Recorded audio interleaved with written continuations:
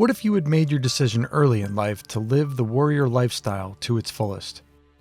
What if the timing of your career brought you through every major conflict within the last 40 years? What if you achieved a rank as the highest position an enlisted soldier could ever achieve, being the third person to ever do so? What would you do after that? Would you hang up your boots? Or would you continue to answer the calling of leadership to other warriors coming up in the ranks and serve as a subject matter expert on military matters?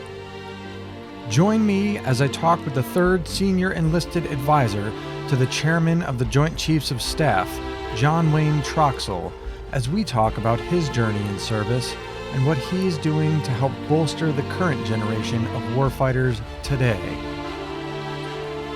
This is Veteran Success Story.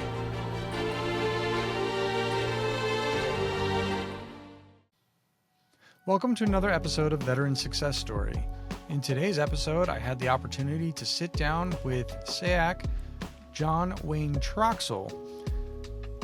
So just as a disclaimer, this episode was actually recorded a few months ago, but there was some problems with the audio and everything else, and I honestly did not have the heart to tell SEAC Troxell about it and was kind of going over what I was going to do about it. Thankfully, since then, I've learned a few techniques that was able to bring the audio back. However, I will say that my interview style in here is pretty amateur, even though right now still is, but bear with it. The guy, honestly, man, a legend out there. SEAC Troxell, I mean, it's basically, he's someone who went to the very pinnacle of where you could go within the enlisted ranks within the military.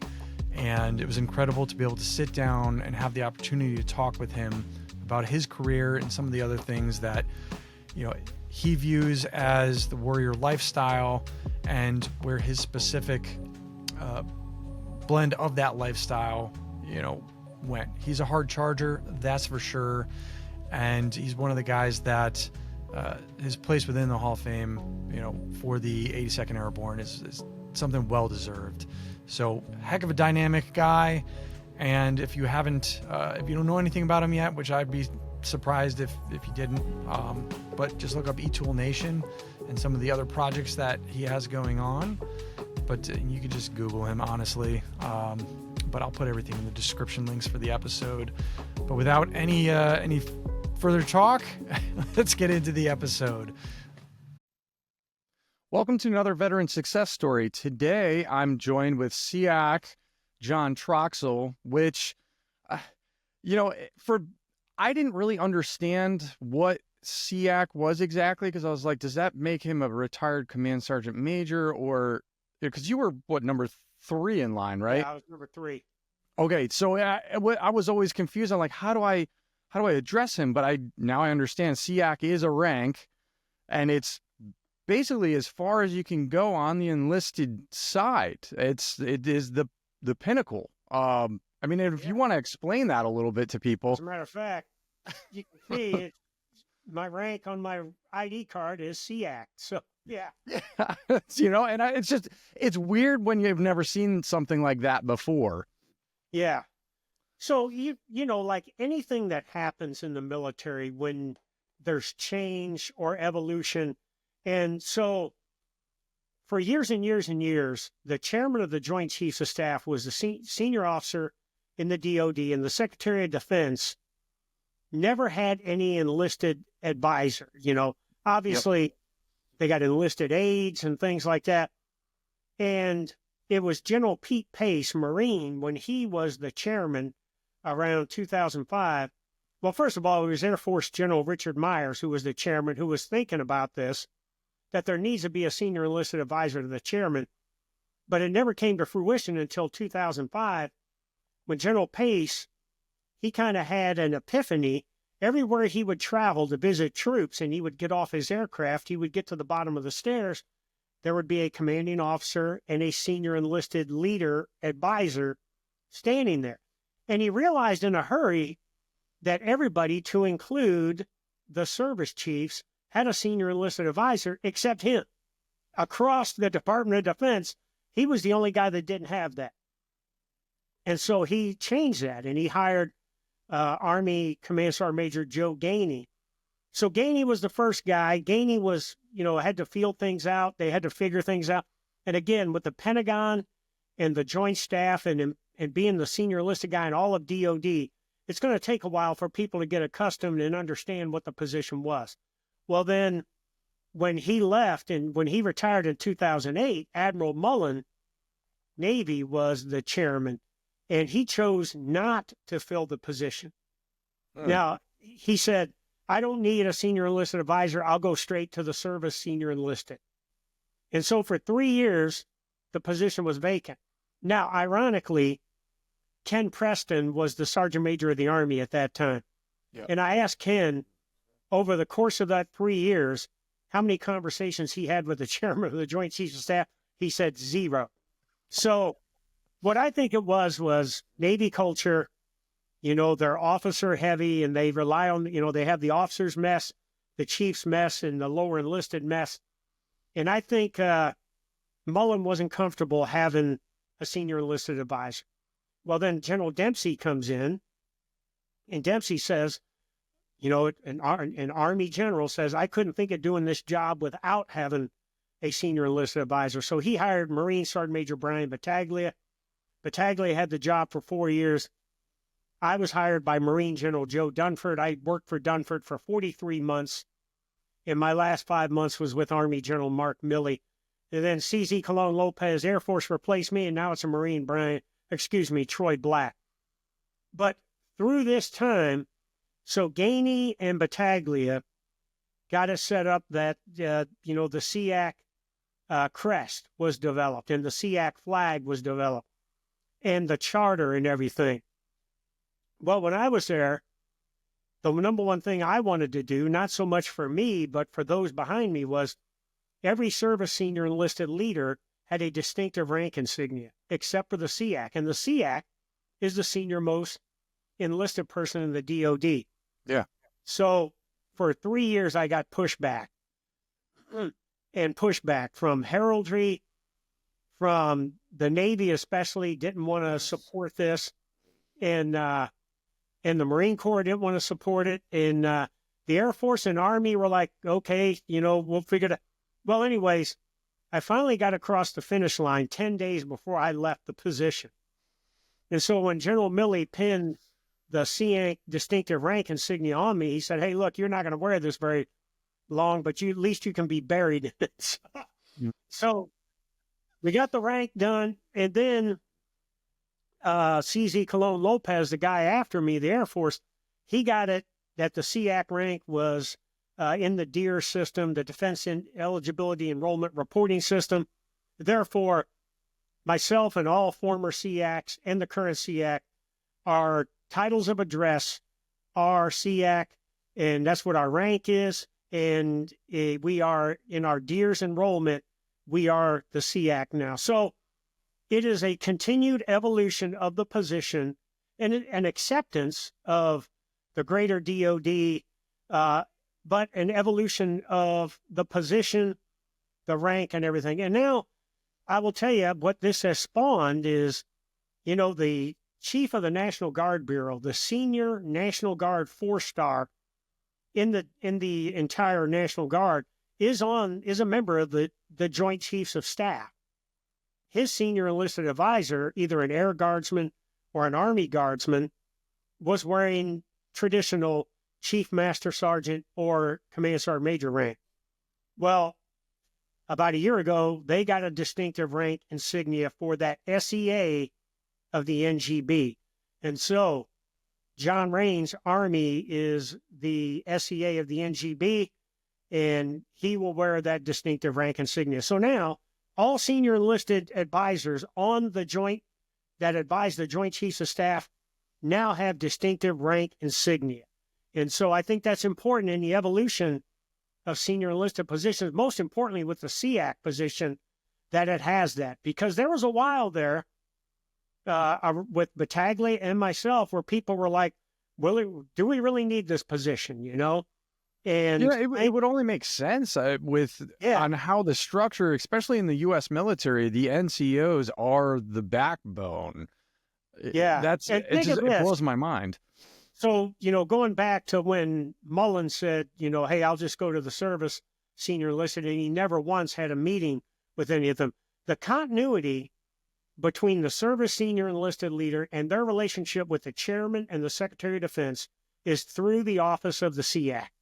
Yep. Otherwise, those guys would never have a meeting or an engagement or whatever with the chairman and the Secretary of Defense, and arguably the president as well, and the National Security Council. And that was one of the things I focused on, is making sure not just those service senior enlisted, but the combatant command senior enlisted who worked for four-star generals that reported to the Secretary of Defense, that collectively we had that audience regularly. And that, more importantly, the chairman, the SecDef, and the administration had that audience with this robust, dare I say, august group of senior enlisted leaders. As it goes up, I mean, it's a little different. Things become more bureaucratic and everything, but 100%. Yeah. And and I've heard it to people who have been to the academy and whatnot, and then they go forward and they're like, whoa, this is just a complete different position than before, a stark contrast. But by that point, they're masters, within of that trade. So, I mean, going forward, it makes sense to have that person there, but it's a little bit of a different job for them, in it and whatnot, and to acclimate to that. Like because you were, when was that where the SEAC position was taken on? Because you have 37 years under your belt, right? In the service? 1 month shy of 38, I served. So 2008 to 2011. So Gainey was the first SEAC from 05 to 08. 08 to 11, the position was vacant. And Battaglia had it 11 to 15. I was 15 to 19. Colon Lopez 19 to 23. And now Troy Black has had the job for a year and some change. You were in there in kind of that period so I left active duty in 15, and I know I was starting to get frustrated. I know part of my side in active duty was I had joined up during a time of war. So this is 2008. I'm leaving in 15 to go over to the reserve side. But just, it seemed like a lot of the war fighters and stuff were leaving. It was that exodus and stuff. A lot of them we were all getting frustrated at some of the paperwork or the different bureaucratic. It was almost like there was a lot of bureaucratic and political type things being pushed down into the service at that point, to where a lot of either the war fighters didn't understand, or it was frustrating for us because we're like, hey, I'm just a year between that next deployment, and we've acclimated to that crazy op tempo at the time. And then it's, wait a minute, mandatory trainings and death by PowerPoint. And like, when are we going to start doing our job? So it got frustrating. It's a bit ironic, we try to focus campaign plans and strategy and our policies at the strategic level to keep us out of combat. Yeah. And how do we get after integrated deterrence and everything? But at the tactical level, the warrior gets addicted to combat because of the predictability. And dare I say, and this, that you feel so much safer in the most dangerous place in the world with 100 pounds of kit on, ammunition strapped on you with your weapons, and you're surrounded by a platoon of like-minded killers like yourself. And that is your, dare I say, safe space, and the American public can't understand it. And I say this all the time with what I do with veterans. You can take the warfighter out of combat, but you will never remove the combat experiences from that warfighter. Yeah. And so when I see things, when I was the SEAC, and when I got up there the first year, and we had this online training stuff where you had to sit behind a computer and you had to click, half a dozen times or a dozen times to finish some online class that was a bunch of bullshit and had nothing to do with lethality, readiness or anything like that, or winning wars. And so when Secretary Mattis came in as the Secretary of Defense, and his number one focus was, we are going to posture ourselves and position our military that if any nation state or non-state actor comes at us, we are not just going to defeat them, we're going to annihilate them. And he said, we are going to get rid of, and this was in 2017, we're going to get rid of this BS online training. We're going to get back to realistic training where the troops are in the field, they're doing their job and things like that. And my concern was when Secretary Mattis left, all of a sudden that stopped losing steam. And, from, the last administration, I think it went, sideways a little bit in terms of what we were trying to do to get after. We were more focused on how people felt and how we were getting after leveraging diversity and equity, and being inclusive. And don't get me wrong, I'm all about inclusion, but, equity means everybody's going to land in the same place. And unfortunately, in a meritocracy and like the military, not everybody is going to be the SEAC. Not everybody is going to be the Sergeant Major of the Army.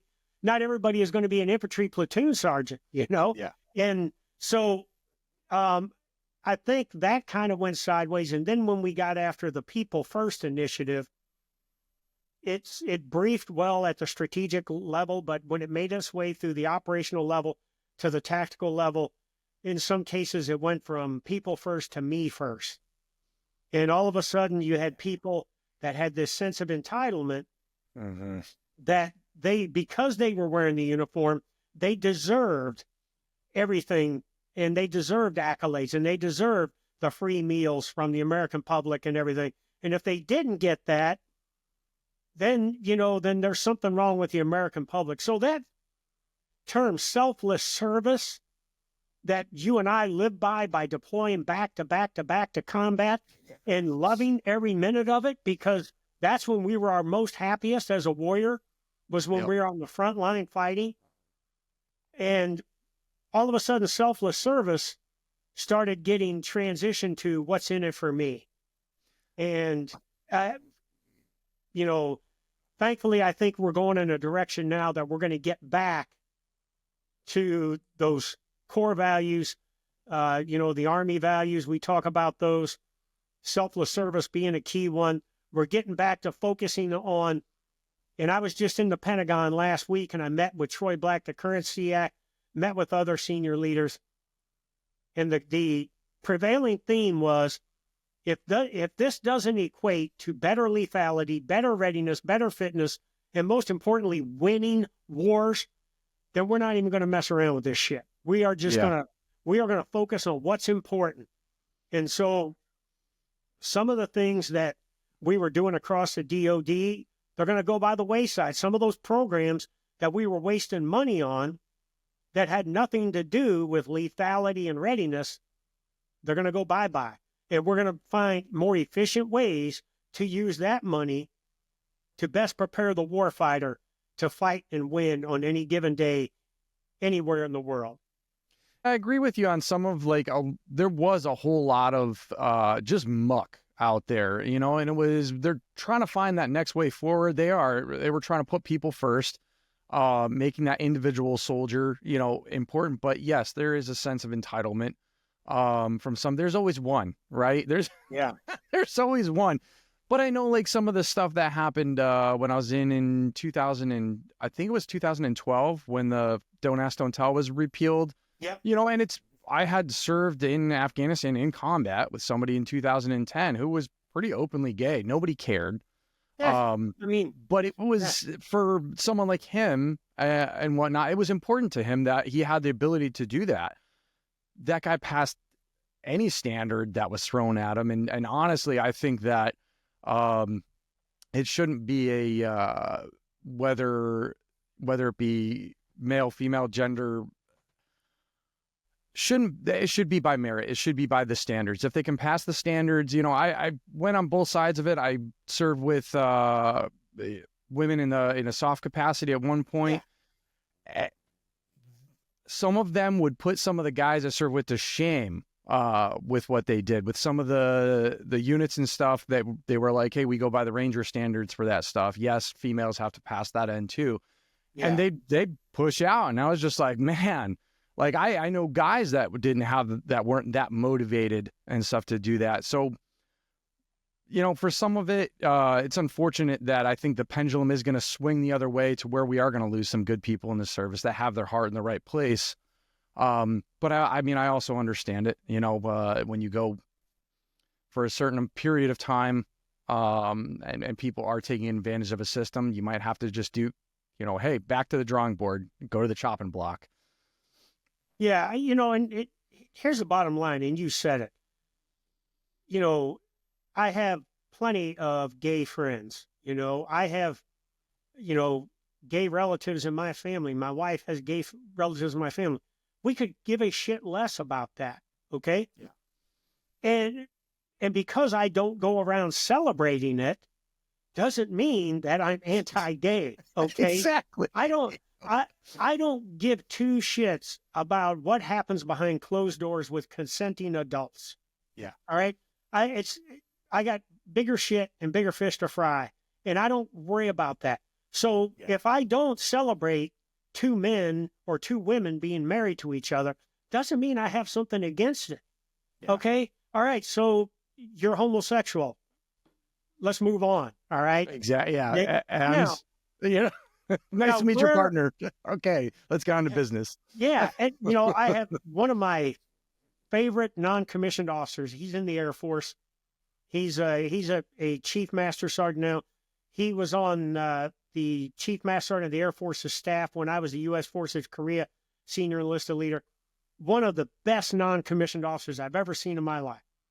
He is married to a male Chief Petty Officer he's not in the Navy anymore. He switched over to the Space Force. So he's now a Master Sergeant in the Space Force. Two phenomenal non-commissioned officers that happen to be married to each other.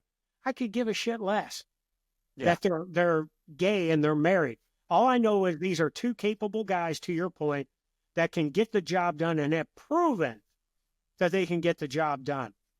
Now where we run into issues, Will.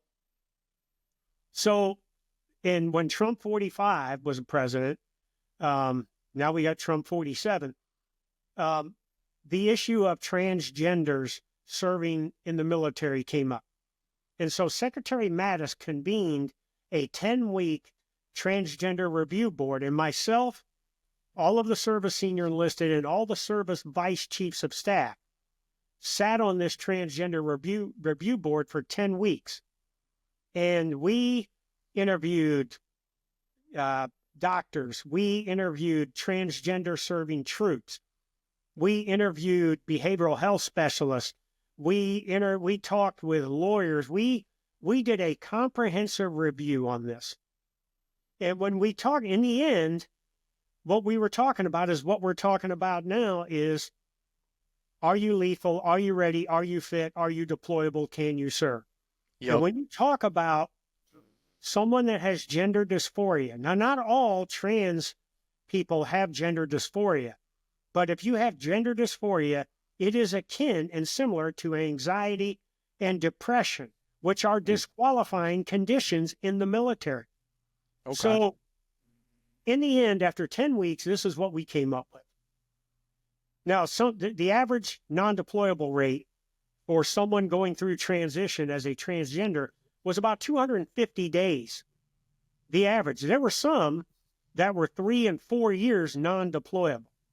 And then the other thing is, when you talk about the hormone medications that someone has to take to change genders, they have to constantly be on this medication, and they have to constantly have medical care available to them.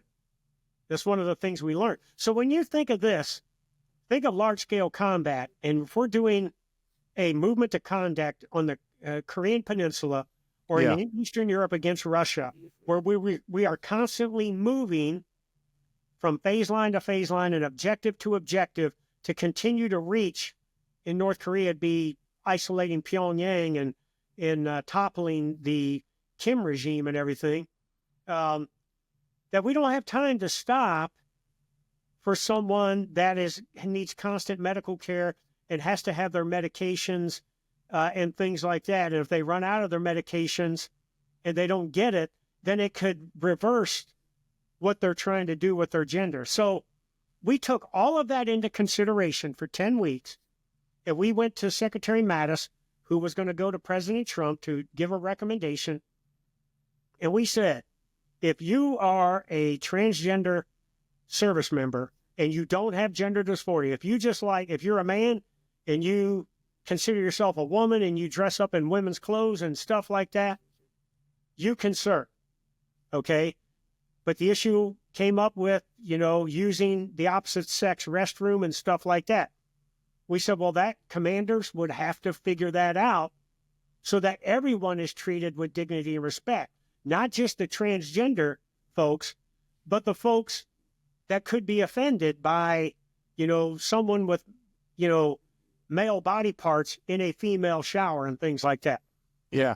So we came up with that recommendation, went to Secretary Mattis. He briefed the president. The president said,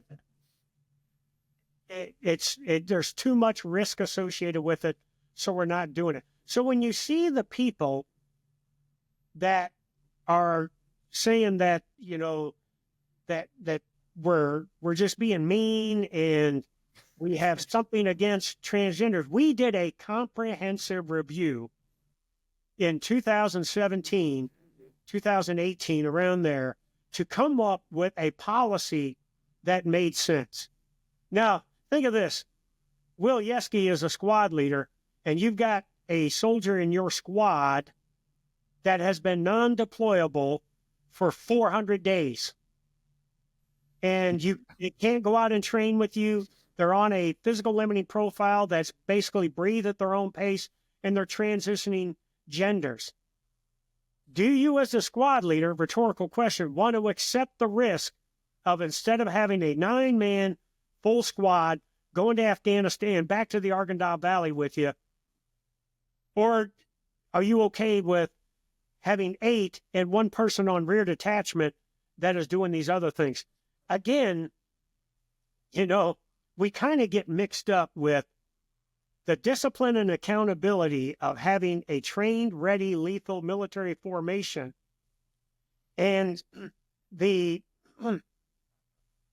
kind of concern of being over-empathetic and over-compassionate for someone within our formation. When I hear somebody say, well, transgenders ought to be able to serve openly, they don't understand the challenges that they go through and what it does to a military unit. I mean, when we did this research, I spoke to a commanding officer that had a transgender soldier on their books, and for 3 years, they had been non-deployable, getting their transition surgeries and everything, and they had never seen the soldier. They were just on the books because the soldier was at the hospital, not the military hospital, but they had to go to another hospital a little farther away, and so in the end, that's the concern with transgender serving. I know that, one of the things I talked with somebody who was, when I was doing the research for one of my episodes, I actually talked with one of the, I think it was the first transgender person serving within an infantry capacity out in Colorado. But I had talked with my old platoon sergeant who's still in, and I was like, hey, do you run across people on Bragg? What's been your experience? And he's like, honestly, most of them are in support positions. I haven't had any issues with them, but I can understand from a combat side, that's frustrating as hell if you had somebody that's just non-deployable constantly. What has bearing on me is that you are physically, mentally, and emotionally, and technically and tactically able to do your job as an infantryman, and you've proven it in combat. You've proven it, by earning the EIB and going to Ranger School and doing these other things. Okay, I'm good with that. But those individuals are few and far between. Yeah, Again, I'm not an anti-trans guy. I am a lethal, ready, fit, deployable force kind of guy. Oh, that was one of the things that came up when I was asking some of the guys, like, hey, who should I be talking to about this particular book? When we were going into the combat situations and stuff, who should I be talking to endorse this thing? And everybody pointed it at you and was like, hey, if you're going at the top, you got to get John to sign this thing, man. So, no, I appreciate that. And I mean, that goes back to, I mean, you had joined up, you joined in 82, right? Yep. Okay, so that was, I was born in 82, so. Oh, geez. You were doing this stuff. You were jumping in I don't know, when was Panama? Because that was, you ended up. December 89. So you were in with a tank unit first, right? If I remember right, you were Cav Scout.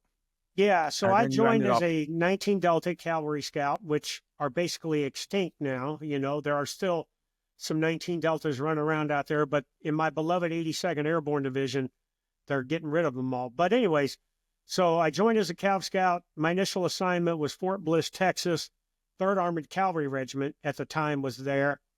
I was in a heavy mech unit, and I joined the Army because I wanted to see people that were the sinewy, muscular, emotive, looking people that, were fit and all these other things. And I got a little disheartened with some of the non-commissioned officers I had. Remember, this was shortly after Vietnam. So I had a lot of NCOs that were directly over me. Not a lot. There were a few that were, clearly hadn't been on the scale or done PT lately.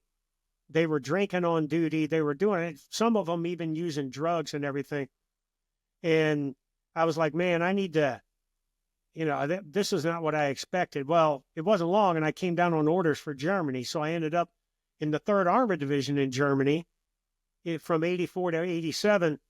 And there was even more non-commissioned officers like that. But there was one NCO in particular, my squad leader, who was a post-Vietnam War guy, who was absolutely professional as hell. His name was Warren Hyman.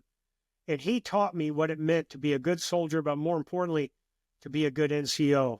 And then when it came time for me to re-enlist, I had seen a paratrooper when I was at Fort Bliss. They were doing some training, and our squadron was responsible for getting them range access. And so the captain was inside talking to my captain, and the staff sergeant was standing outside at a modified position of parade rest with his maroon beret on, big muscular guy and everything. And I asked him, I said, would you like to come in, And he goes, no. I said, oh, okay. He says, I don't cavort with legs. That's about right. Yeah. So I go inside and I ask my NCO, I said, hey, what's a leg? He said, that's what you are. I said, what's that mean? He says, somebody that doesn't jump out of airplanes. But I was so impressed with this guy and the confidence he had in, levying that insult on me. I was like, wow. And then, I volunteered to support the training that they were doing. So I was out there in a Jeep and watching them do the jump and watching them hit their assault objectives. And so while I was in Germany and it was time to re-enlist, I told my wife the only way I'm staying in is if I re-enlist for the 82nd Airborne Division. There you go. And after that, my career took off. The minute I got to Bragg, and 2 years after I got to Bragg, I ended up doing the combat jump into Panama for Operation Just Cause. A year later, was in combat again in Desert Shield, Desert Storm. And it then came back, all the, special skills that I gained, Ranger School, Jump Master, Pathfinder, all of that stuff was a direct result of me being assigned to the 82nd Airborne Division. And Will, you know the deal. All I had to do was this. Yep. I want to go to Ranger School. I want to go to Jump Master School. I want to go to Pathfinder School. I want to go to combat. All right. All you had to do is say, I'm willing to do all of this. And, it just set me on my career. And that was the springboard for me for my future success. And it was so humbling last year during All-American Week that I had the distinct honor of being inducted into the 82nd Airborne Division Hall of Fame. So one of the highest accolades anybody could receive from the most storied division. And so, that was what set my career in motion to where I had my ultimate success and reached the pinnacle of the enlisted ranks. I saw that post on that, inducted to the Hall of Fame, and I was like, man, well earned though. That's the thing is, I mean, you have dedicated your life on that end of things. And the fact is that you're still taking care of troops now. You know, I know you had said before, you know, after I'm out of this position, I heard it in another interview during research, you know, after I'm out of this position, that's it. I won't be speaking to troops now. And it doesn't look like that's stopped. No, you know, what's interesting is for the last, next month will be 5 years that I'm officially retired. I spend as much time talking to troops and veterans now and military families that I did when I was the SEAC. Yeah. And so I just cherish these opportunities. But this goes back to what we were talking about earlier when you saw the change in the military. You know, we were exiting out of Afghanistan, and, you know, we all know that, you know, the toughest part for a combat veteran is serving in Afghanistan. You know, think of this. We entrusted you to lead troops in one of the most dangerous areas in the world, the Arghandab Valley, in combat. We said, yeah, we trust Yeski to do that. But you go back to Fort Bragg, North Carolina at that time, you didn't have enough rank to run a dang range. Okay. You know, I mean, I was like, okay, we will entrust you with these young privates and these young team leaders and everything and squad leaders out here in combat. But when we get you back to Fort Bragg, oh, you're too young, not enough rank to do those kind of things. It made absolutely no sense.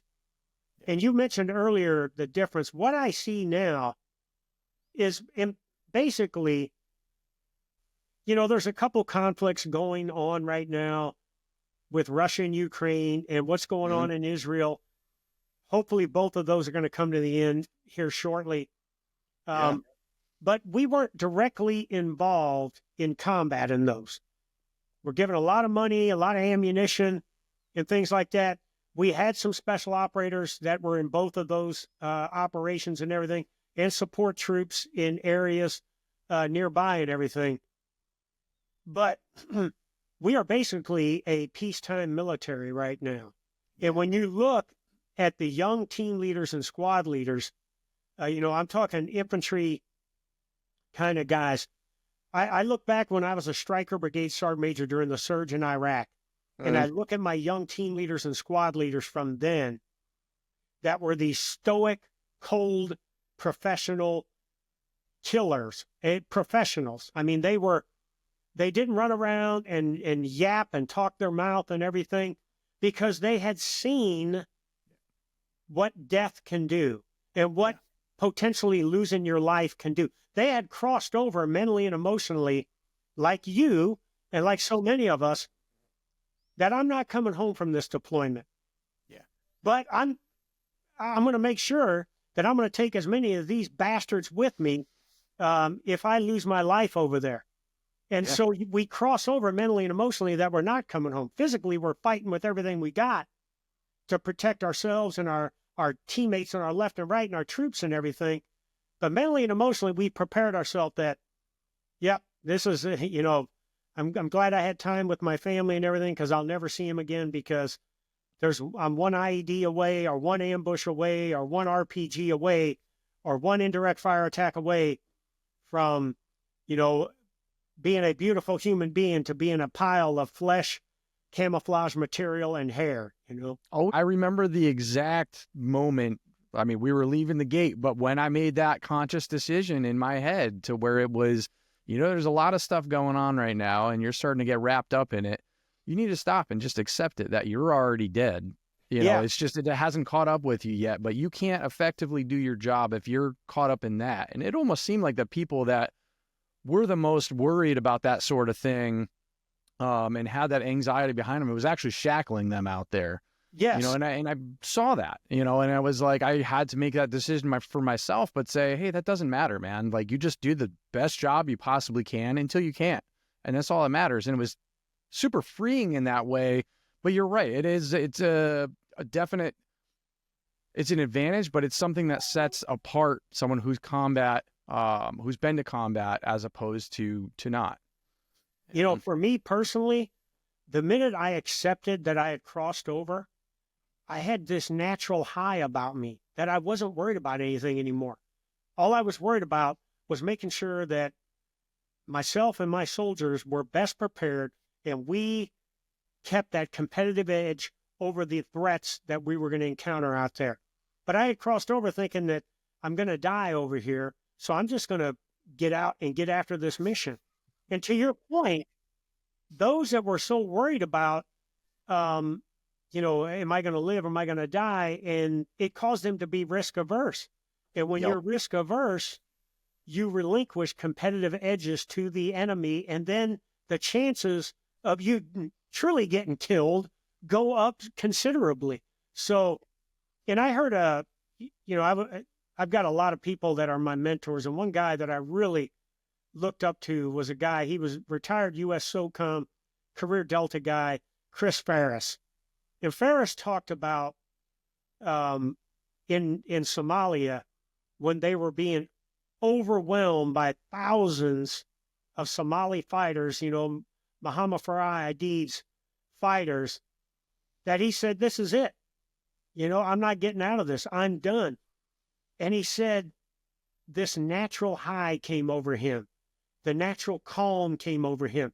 And he was able to weather this overwhelming superior firepower from the enemy, and the wounding and killing of his comrades and everything.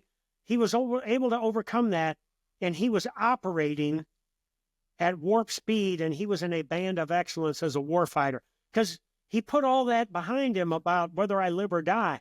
And think of Shugart and Gordon from, since we're talking about that, two guys that are in a helicopter and say, insert us down here on this helicopter, knowing it was going to be certain death.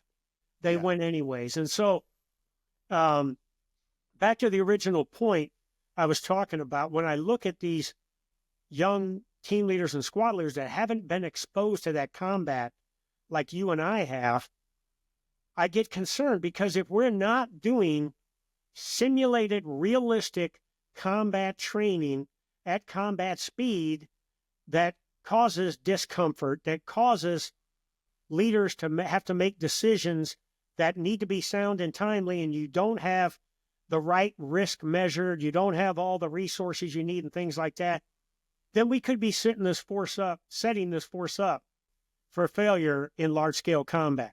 And so all of this stuff that we've been talking about, the online training, the everybody gets a trophy, that doesn't mean shit when the flag comes up, and you and I both know that. So that's why I spend so much time with these troops. That's why I continue to talk to them. Sometimes, I feel like I'm on another planet with a bullhorn yelling down to earth and what they should be doing to be ready to fight and win. But hopefully, the direction our military is going now and our nation is going now, we are going to get back to that, building these stoic, cold, professional killers that are wearing our uniform. I don't really see it as, with a bullhorn. There's people out there listening, and that is, there is. It's, you might feel like you're the one, but now look at the tide, on that end of things is when they're saying, hey, we need to get back as a lethal force. And, they're saying that the recruiting is up in droves. I think the youth does recognize that the military holds, it's a hard thing. It's kind of like a quest in a way. It's an adventure. You're learning at the same time. You're learning especially within a war capacity. I mean, that it's just accelerated, at an extreme there. You're experiencing life to where most people never get to experience something like that. So, I mean, they just don't get it. and you come back different from something like that. But I think in a way, you do have issues of PTSD and stuff that comes out of certain things, but I think it's really on how you look at it. Whether, you're broken down or whether you're being forged through that process. It's really, it's almost like the same thing as with, and I hate to equate it to this, but, when people are doing, you could actually say this through like psychedelic therapy, set and setting. Yeah. And it's all about how you're set going into that. If you know and you understand, hey, this is the risk that you're taking by joining up. But here's the reward, and you look at too, the rewards are huge, especially in the world that we're living in right now with college costs through the roof and things like that. The military it gives a real hand up to people who wouldn't have that possibility to open up to them otherwise. Yeah, don't get me wrong. People serve for whatever reason they serve. Yeah. But there's a reason our military exists, and it's to fight and win our nation's war and defend our homeland, our freedom, and our way of life. And we can't ever, if someone joined to get college, to be able to set a foundation so they could springboard into another career and everything, that's all fine and dandy. But the people that wish to do this nation harm always will get a vote. And, we're an expeditionary military, and we're going to continue to be that way. So all it takes is one errant rocket from a Russian artillery tube that ends up in Poland and kills American soldiers, to all of a sudden we may find ourselves in a huge war. Or the North Koreans coming across the 38th parallel and killing American troops in the joint security area, to all of a sudden the resumption of hostilities there. So, I applaud anybody that chooses to wear our uniform and chooses to serve, because they swear an oath, and that oath is to the Constitution, and they're going to defend it with their life if need be. And we can't forget that, even though some are going to join for other reasons that aren't so patriotic. I think sometimes they don't think it through. They're just like, okay, some college and this and that. This is just the course that I've got to take instead of taking into account, like, hey, there is a risk here. Then there is, and evil does exist. But that's the reason why, guys raise their hand and they join up to serve, to take a stand against that sort of thing. Because I know you've seen it, I've seen it out there, is that bad people do bad things to people, but it takes others to do those bad things right back. But if you look at the way that we fight, or the restraint that we hold, there's no one else out there like that. Number one, I mean, and we didn't see that in Afghanistan or Iraq or anything anyway. Yeah. We'd either run between the fact of them blowing themselves up, or, tossing their weapons and running away. But yeah, that's total different side of things. But yeah, no, I know you know what I'm talking about. I mean, there's just some nasty people out there. Yeah, and that's not going to change, And when you look at our national defense strategy, I know Secretary Hegseth will be developing a new national defense strategy off of President Trump's national security strategy. But our current one lists China as a pacing challenge. So across all elements of national power, we got to compete with China, and that's going to be a long-term power competition. We list Russia, North Korea, and Iran, and Iranian proxies in there that we will either, have to, through integrated deterrence, deny them any efforts to gain competitive advantages or do any malign activities. And certainly we've got to be able to respond to conflict and ultimately fight and win if it's one of those. And then, the terrorist organizations, like ISIS and Al Qaeda, and they may be a nascent threat, but they still wield power.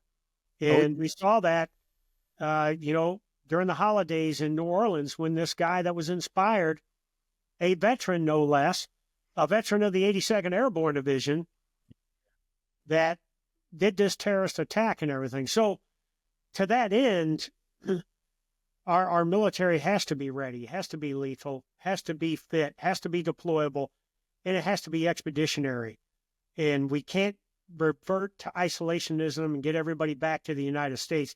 We got to stay in the 150, 160 countries that we're in right now around the world to assist our partners and allies, to deter, but ultimately, if necessary, to kick the shit out of anybody that wants a shot at the title of the United States of America. We actually saw that, if you break it down into the simplest terms, the Arghandab River Valley. Yeah. That particular, if you stayed back in the FOB and you didn't put guys out there on patrol every day and have that presence out there, you were going to lose footholds left and right. Absolutely. And you can't. That is, that hard charging end of things, but it's what needs to be done. And that's also kind of falls under the whole ETOL Nation mentality as well. It if does. I'm not. Yeah.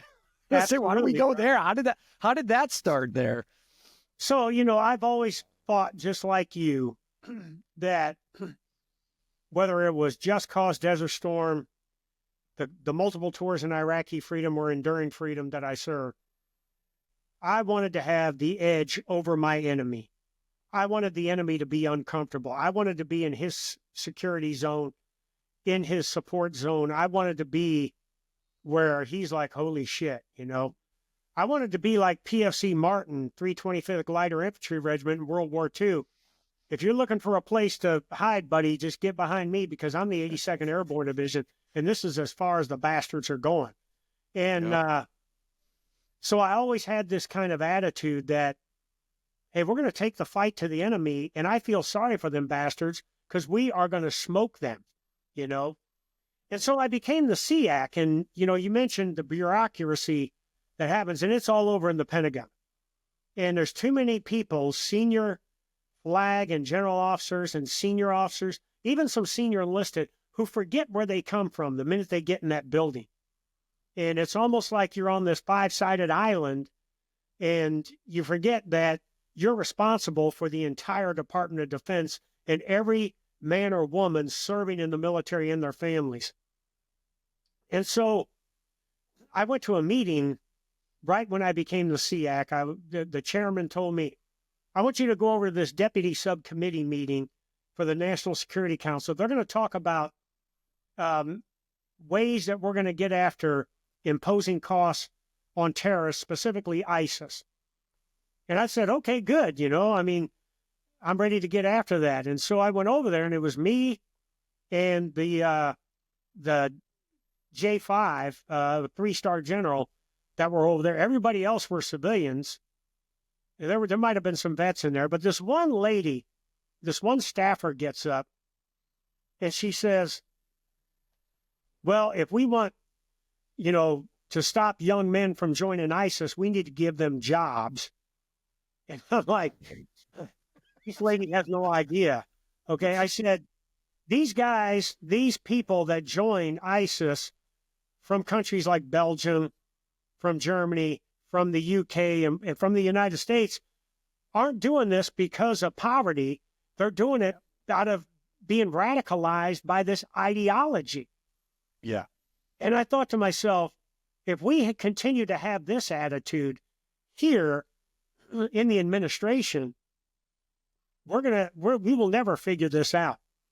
And so that was the first thing that got me on this. I'm going to continue to focus on the warfighters and what we need to do to get after, to win this global war on terrorism and everything. And then Secretary Mattis came in.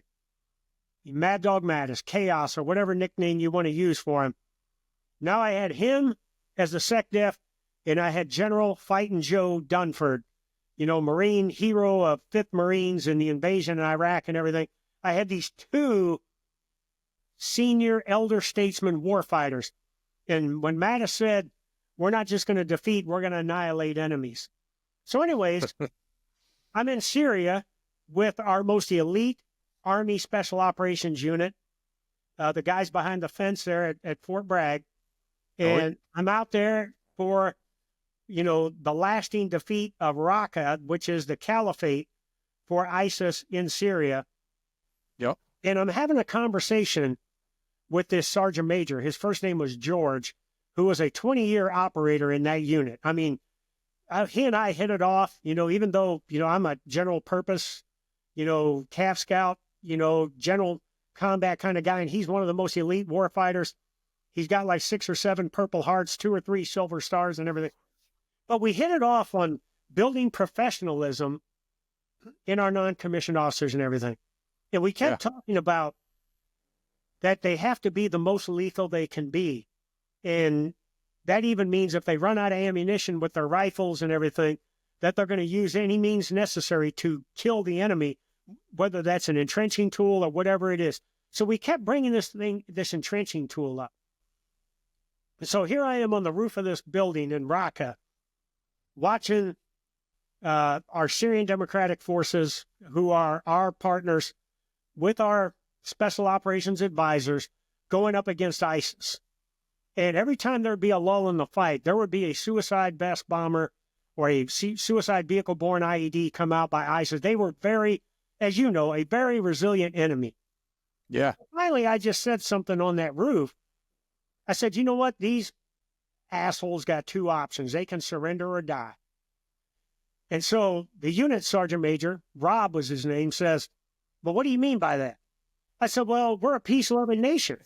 If they surrender, we'll treat them humanely. We'll safeguard them to their detainee holding facility cell, give them 3 hots a cot, and due process in a court of law.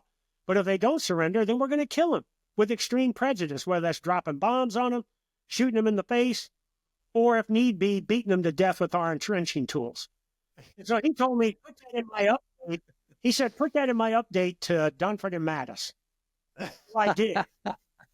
And Mattis wrote back to me that fits his narrative of we are going to annihilate any threat to the enemy. So for 6 months, I would say that wherever I was going to go, and the troops loved it. Guys like you, they loved it.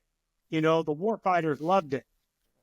And there was never an issue with me saying this, And now I had some people come up to me and say, hey, I even had a Navy 3-star tell me, hey, you realize enlisted are meant to be seen and not heard, right? And I was like, Admiral, you need to get your ass out of my office so we can all be some fighting MFers in here tonight. And then another general officer came and said, hey, you need to walk this back. And I said, see that office down the hall that says Chairman of the Joint Chiefs of Staff? That one upstairs that says Secretary of Defense? They have no problem with what I said. So if you have a problem with it, go down and talk to them. Keep it on the O side. Yeah. So there were people that thought I was speaking out of turn and everything, but it was never an issue until I was back in Afghanistan, and I was with General Dunford on a USO tour, and we were up on stage before all the celebrities came out and entertained the troops. And we were talking, and I did what I always did. I gave that same speech. Yeah. Flo Groberg, Medal of Honor recipient, was up there with us, and Flo and I had entrenching tools in our hands. And I said it again, and the roof went off of the hangar there in Bagram. And afterwards, this little portly civilian guy with crew serve cameras around his neck came up to me. He was a Washington Post reporter and said, I can't believe you just called for the troops to go out and commit war crimes. Now, this gets after the disinformation that goes on with the media to this day, Will. And I told him, I said, look, I'm not telling them to go out and commit war crimes. We train soldiers, Marines, battlefield airmen, and special operators across our Army, Marine Corps, Air Force, and Navy forces to defeat enemy threats by any means necessary. We train that. And when we talk about winning, if all you got left is a shovel and the enemy is still coming after you, then you better beat him to death with the shovel if you don't want to die. Exactly. Said, well, I'm going public. He had a narrative. So this is Washington Post, which leans a little to the left. Well, You know? it also falls under he heard what he wanted to hear, as Exactly. opposed to what the troops heard, because your troops understand there's ROE. Your troops understand that you're not asking them to go commit war crimes. You want a lethal force and you want an aggressive force. This is you have these guys out there fighting the war. Yeah. And meanwhile, throughout this whole time, when I first said this and this thing went viral, and I mean, French media, Japanese media, Korean media all over the world picked it up. I'm signing entrenching tools. I'm up over 7,000 entrenching tools I've signed now.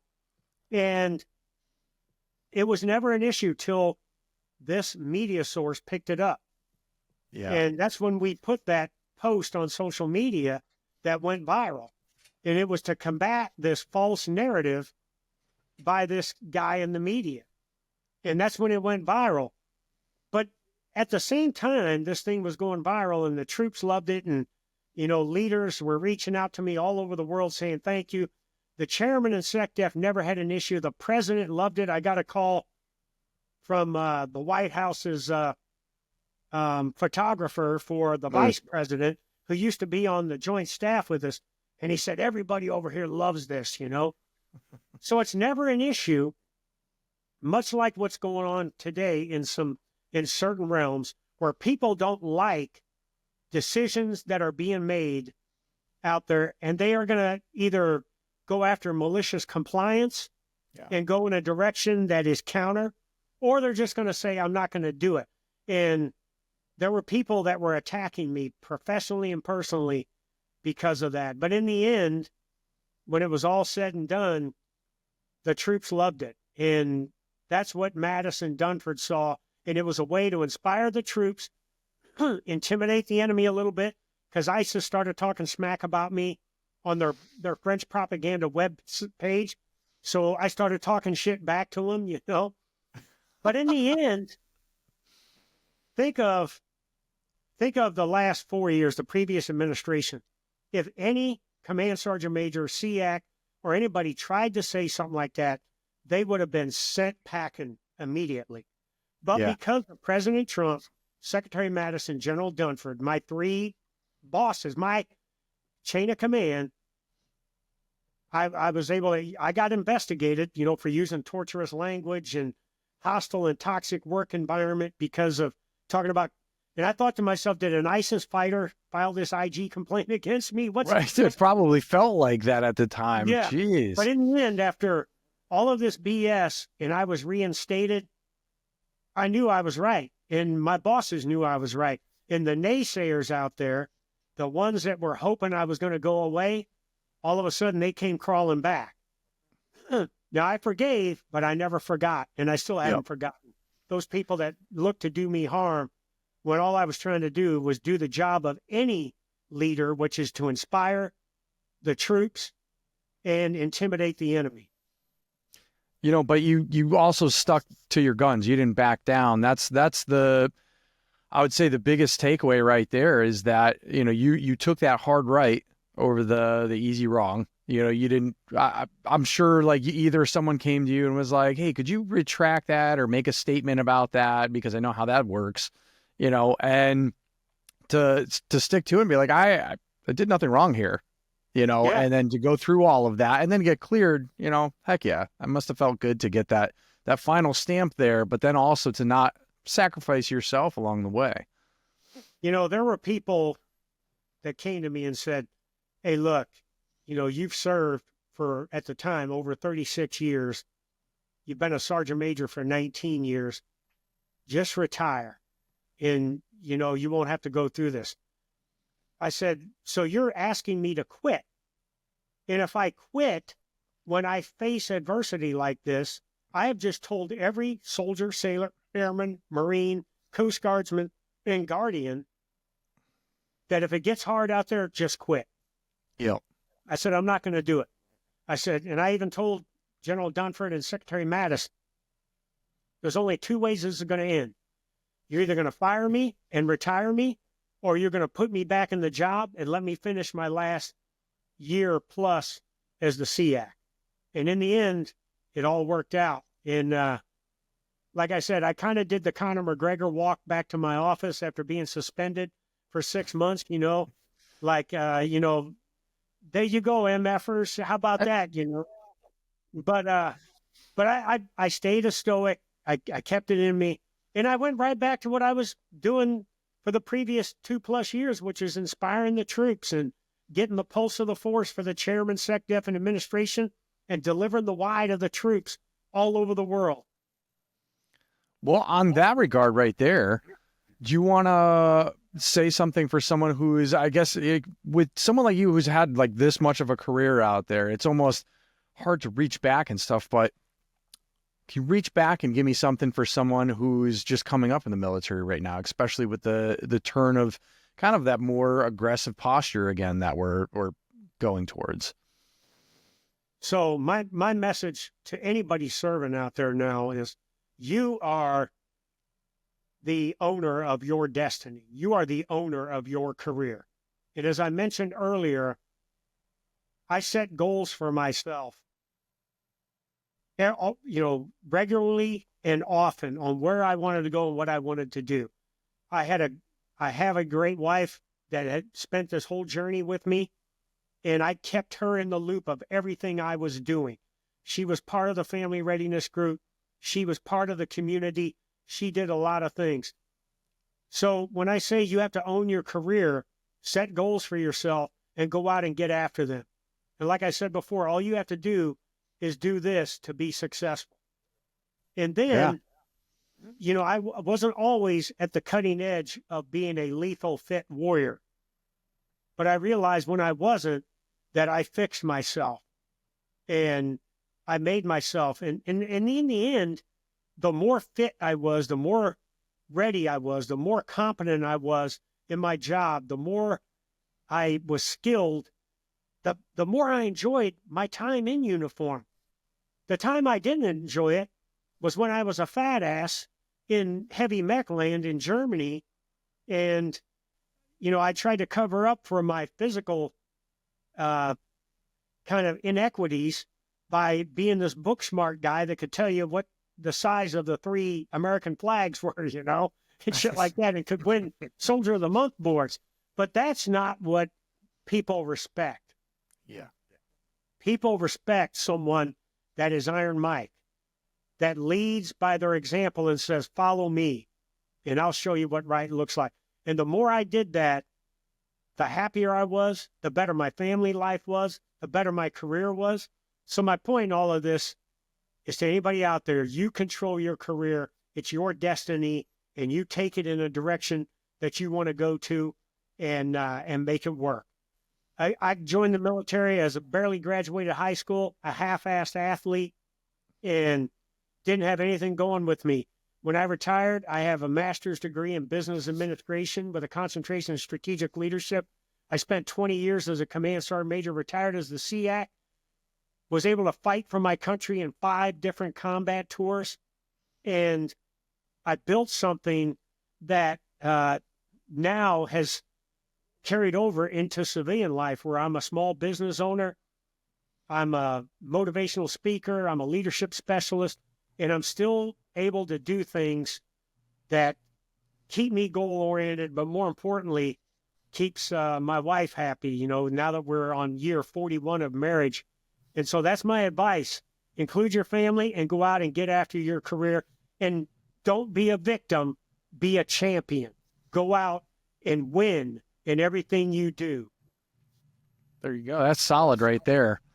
That is, and in speaking on that too, and going back, like the time where you were saying in Germany, that is the foundation right there. And I'm sure you've noticed it along the way that you feel right physically, but that is the bare minimum, and building off of that, but you get that side straight first, especially in the military, because you have to be able to perform, on a whim there.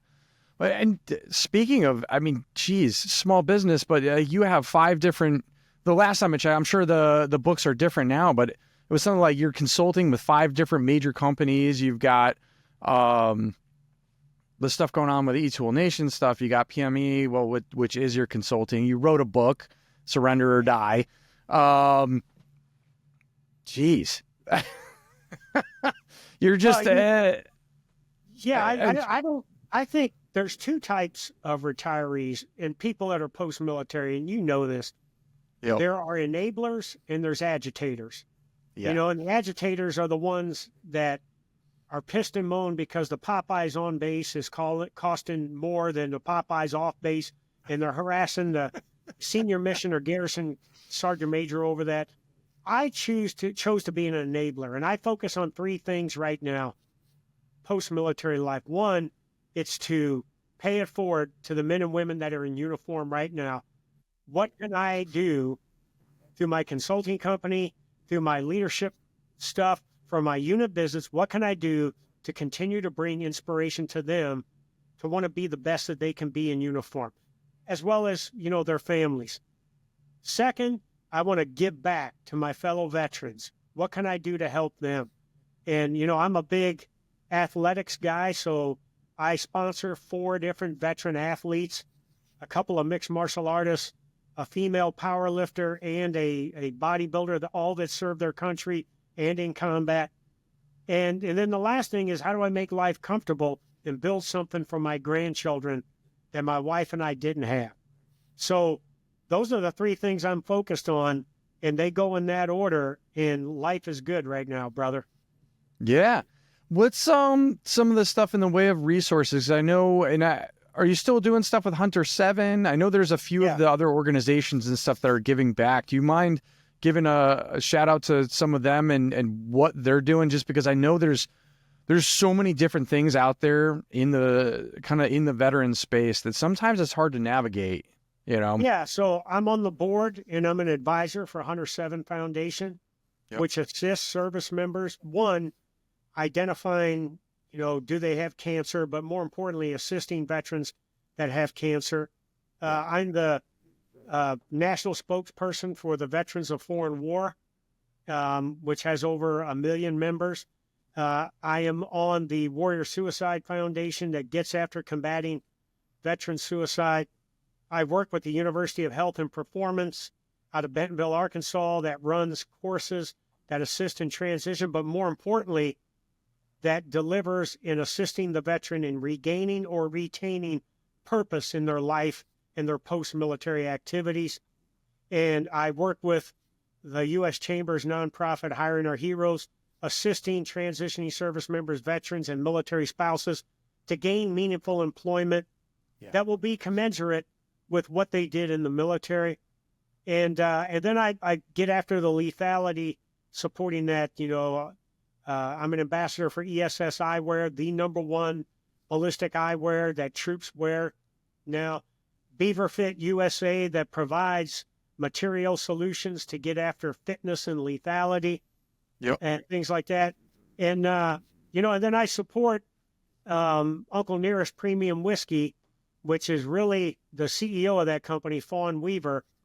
Whiskey aside, she is a true patriot of our nation, the most influential African-American businesswoman right now. She just won the Patriotism Award at the VFW annual convention. And I took her on a tour of 103 bases across the DOD in 46 days.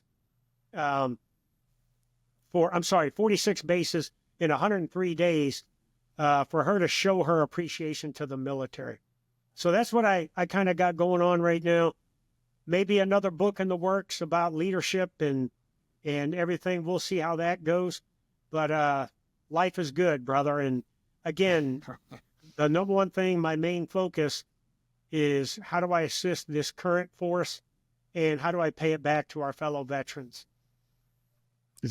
It seems to be that you're somebody who's always giving back, you know, and it's easy to see. I know our old commander used to have a speech or whatever, but one of the ones that I remember that stands out is the arrow of responsibility, is your leadership. You know, is it everything pointing up towards, hey, look at me, or is it the leadership enabling everybody underneath him? And it's pretty easy to see which side you are. Yeah, you know, nothing makes me happier than seeing someone post-military that excels. I forgot to mention Downrange Supplements, owned by a young E5 that got out, had this dream of owning a supplement company. His name's Kevin Flack, and I'm an advisor for them. And here he is out here, spent, years in the 10th Mountain, served in Iraq twice, and in combat as an infantryman. And now here he is, small business owner, out crushing it now. And nothing makes me happier than seeing young NCOs that are out doing that in their post-military life. It's always awesome to see those guys taking that hard charging mentality and that professionalism and creating something on the civilian side. Because I know that it seems to be the civilian side lacks some of that drive and stuff that the military or somebody with a military background can provide. 100%. It's needed more than ever right now. And it's, aligning yourself with those people and being a mentor in there. That's awesome. John, I'll make sure that I get everything into the description bar and stuff too on there. So for anybody listening, I know don't worry about it. Just look at the description bar. I'll put everything in there that we talked about because it's lengthy on this one. All right, brother. Well, Will, I appreciate what you do, man. Again, you wrote a great book, dude. You did a great service to, the troops that you serve with out there. And like I said in my testimonial, for anybody that is a leader in the United States military or thinking about, joining the military, they need to read Damn the Valley, Will Yeski's book, because it is a true testament to the warrior spirit and what actually happens at the ground level in combat. So God bless you, brother. And thanks for having me today, man. Oh, no, John, thank you. Anytime, honestly, there's stuff in the future, reach out or something because, and I know that I'll talk to you sideline and stuff afterwards about it, but, I know that you definitely can point me in the direction of a few other people that are doing great things out there. Cause I know we have a lot of people that, we fought alongside and stuff during this to where they have that motivation and that drive and they're making a difference out there. And that ripple effect with the people around us, when you take that drive or you take that professionalism and move it forward into your life and go forward. And I think that veterans, we had that greatest generation thing from World War II in the past. I honestly think that the GWAT generation has that same capability there, as long as, and the new current generation is you gotta get out there, and you gotta be involved, that self-isolationism that happens sometimes with guys once they leave or they lose their way afterwards. Take that energy, find your purpose, like you were saying, and move forward in that with everything. But John, hey, thank you once again. Talking with SEAC, John Troxell. I appreciate it. And stay tuned. Just stay on the line with me because I'll talk to you afterwards. But for everybody else, appreciate it. And stay tuned for a word afterwards.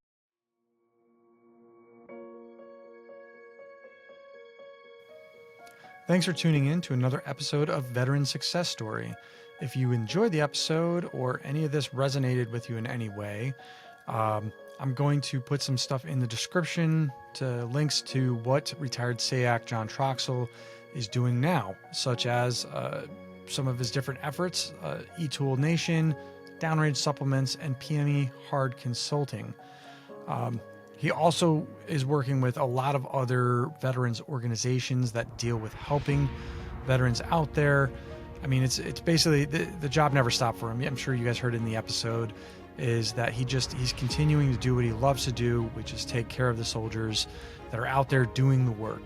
So I also have to say to you guys, as far as Veteran Success Story, like, follow, and subscribe. It goes a long way in me being able to keep the show free and keep the information flowing to you guys out there, which has been the mission of this whole project all along. So, like, follow, subscribe, goes a long way. Thank you very much. And, next week, we're going to have another episode coming to you guys. You guys are really going to like this one. Seriously, I'm not kidding. It's one I enjoyed just recording, and I kind of got lost in it afterwards. So be sure to tune in next week. And this, again, has been another episode of Veteran Success Story.